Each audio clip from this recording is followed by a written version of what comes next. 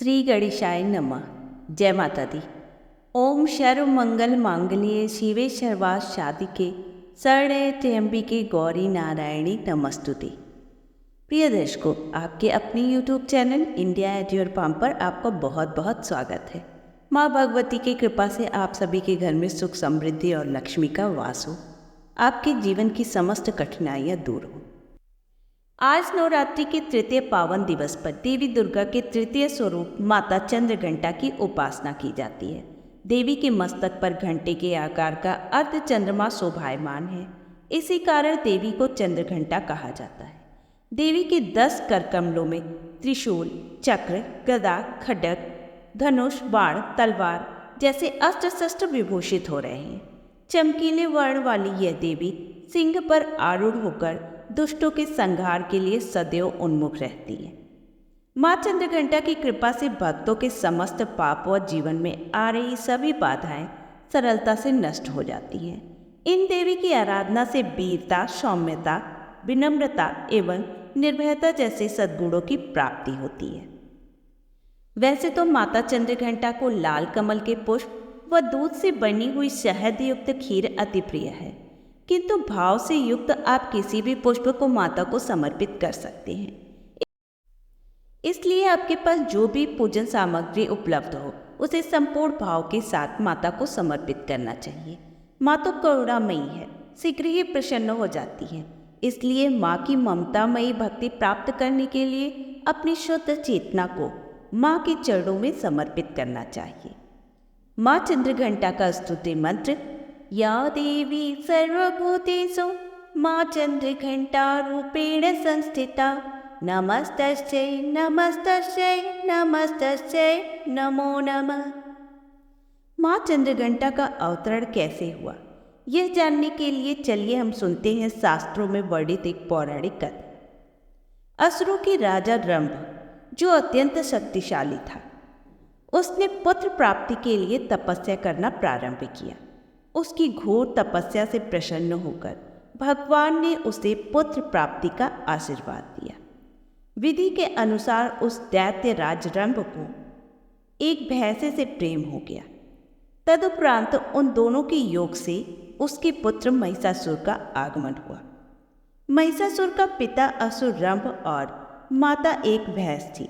इसी कारण उसके पास एक विशेष शक्ति थी, जिससे वह जब चाहे दानव का रूप धारण कर लेता और जब चाहे भैंसे का।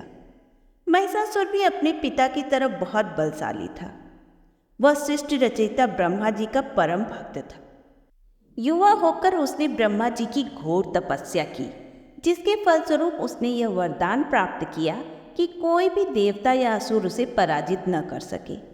जैसे ही उसे यह वरदान प्राप्त हुआ, महिषासुर के अहंकार की सीमा न रही। उसने सारे असुर जाति पर अपना आधिपत्य स्थापित कर लिया और अब स्वर्ग पर अपना अधिकार प्राप्त करने के लिए देवताओं से युद्ध करने लगा। कई वर्षों तक युद्ध चलता रहा। ब्रह्मा जी के वरदान के कारण उसे युद्ध में पराजित करना देवताओं के लिए संभव न था। इसलिए इस गंभीर समस्या के निदान हेतु सभी देवगण त्रिदेव के पास गए और सर्वप्रथम विनयपूर्वक उनकी स्तुति की। फिर अपनी सारी व्यथा उन्हें सुनाई। उन्होंने बताया कि महिषासुर ने इंद्र, चंद्र, सूर्य, वायु और अन्य सभी देवताओं के अधिकारों को छीन लिया है और अब स्वर्ग पर अपना आधिपत्य स्थापित करना चाहता है। देवताओं की बात सुनकर त्रिदेव अत्यंत क्रोधित हुए। क्रोध के कारण उन तीनों देव ब्रह्मा, विष्णु और महादेव के मुख तेज से एक ऊर्जा उत्पन्न हुई, जो 10 दिशाओं में फैल गई। उसी ऊर्जा से एक देवी का अवतरण हुआ और यह देवी ही माता चंद्रघंटा है। सभी देवताओं ने देवी की स्तुति की। भगवान शंकर ने देवी को अपना त्रिशूल भेंट किया, भगवान विष्णु ने चक्र प्रदान किया और भगवान ब्रह्मा ने अपना कमंडल प्रदान किया। इंद्र ने अपना वज्र और घंटा भेंट किया। सूर्य ने अपनी तेज तलवार और सवारी के लिए सिंह को प्रदान किया। इस प्रकार सभी देवताओं ने अपने अस्त्र शस्त्र से देवी को सुसज्जित कर दिया। अब देवी शस्त्रों से सुसज्जित होकर महिषासुर से युद्ध के लिए युद्ध भूमि में आ गई। उनका यह विशाल रूप देखकर महिषासुर भय से कांप उठा। तब महिषासुर ने अपनी सेना को देवी पर आक्रमण करने को कहा। माता ने धनुष की टंकार मात्र से असुरों की कुछ सेना को क्षण भर में समाप्त कर दिया। अब माता का सिंह भी दहाड़ने लगा। माता ने घंटे की ध्वनि करके कितने असुरों को भयभीत कर दिया। धनुष की टंकार, सिंह की दहाड़ और घंटे की ध्वनि से संपूर्ण दिशाएं गूंज उठी।